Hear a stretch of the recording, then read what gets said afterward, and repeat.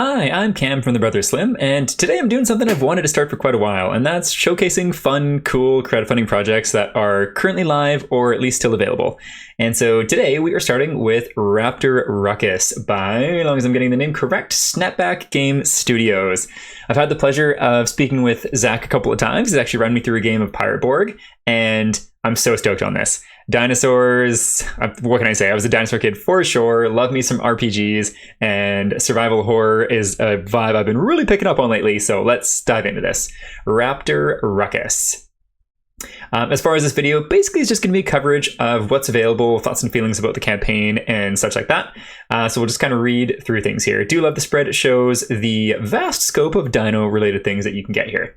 And obviously the font there, very evocative of Jurassic Park, which we'll see is a big inspiration here.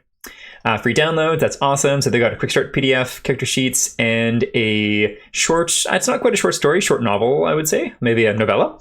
The quick start PDF is fantastic. I've had the opportunity to take a quick look through before they launched and provide some feedback. It looks great. Art style, I think, is really, really cool too.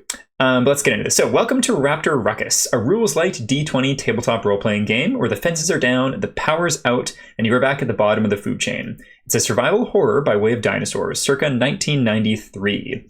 This is a self-contained game that uses the award-winning Borg framework, but overhauled, expanded, and reimagined. Getting into a bloody fight will be the last thing on your list of priorities. There we go. Cool stuff there. So Borg, obviously pretty quick, easy, simple play, but with a little bit more crunchiness in this rendition of it, which I think some people might enjoy.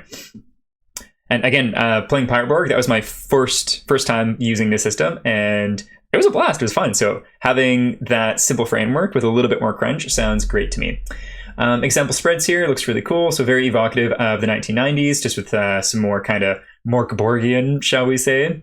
Fun splashy art. I do think the art is a little at odds with the rest of the UI of the book at some points, for things like these two spreads, for example. But then there's pictures like this, which I am so down with. Like, it's basically Saul Goodman being chased by T-Rex, and it looks freaking sweet. Also, the spread on this side looks really good too.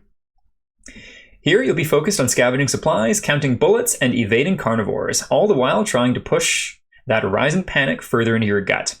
Heck, you're just a dude/dudette trying to find your way out of this amusement park from hell. Best case scenario, you solve one of the dozen or so mysteries around the island, maybe steal an embryo or two, and manage to get off this rock with your skin partially intact. Worst case scenario, you're still alive when they start to eat you. Fun stuff.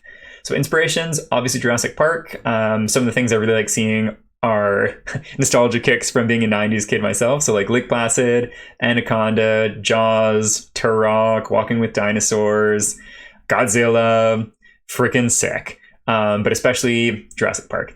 So I love when campaigns do this, be it board games, be it RPGs, whatever it might be. It's just such a fun way to be like, these are the things that we're like trying to evoke. Do you like these things? Then you should like this. And so it's a great way to get those people like kind of invested. All right, so then free quick starts.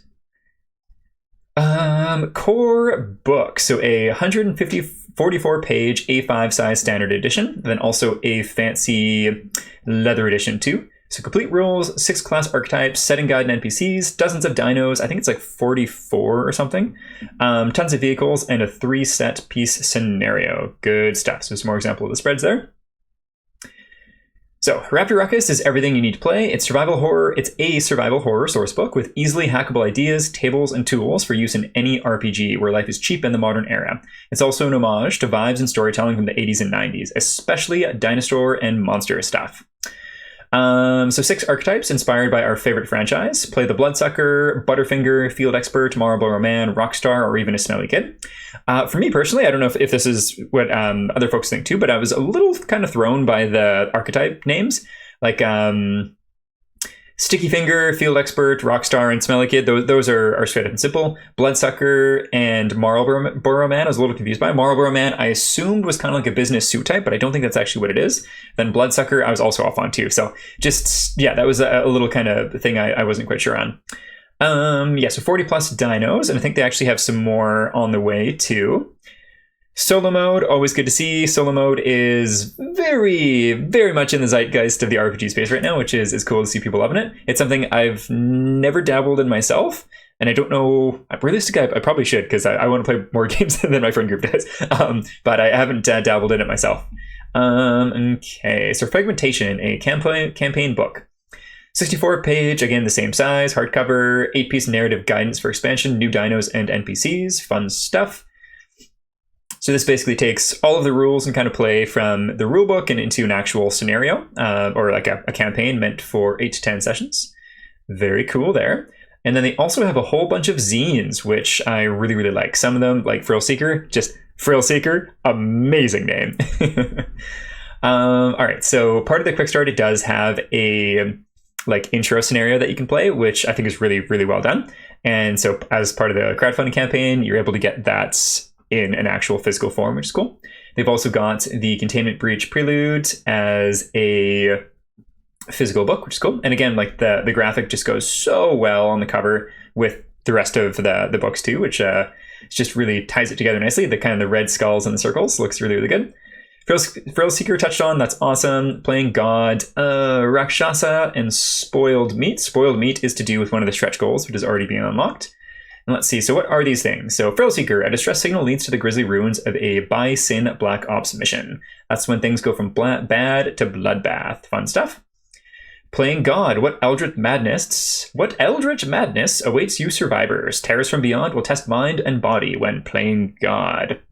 Rakshasa, an ex-partner's long-forgotten bunker hides remnants of an eccentric gene-splicing experiment gone awry. Those two sound very much up the alley of the most recent Jurassic Park movie. I haven't seen it yet. I want to love it. I don't know if the reviews are that great, but I want to go in with a relatively open mind after not really loving the most recent ones. But the idea of it is pretty neat, of like experimenting on those dino genes and such. So that's the kind of vibe I'm getting off of that. Spoiled Meat. In an out-of-the-way corner of the campus, an opulent auditorium holds an astounding frozen secret that's threatening to spoil. Yeah, so that is a zombie T-Rex, which is pretty cool. And I think scrolling down, we should see a picture of it too. Novella, that's pretty self-explanatory.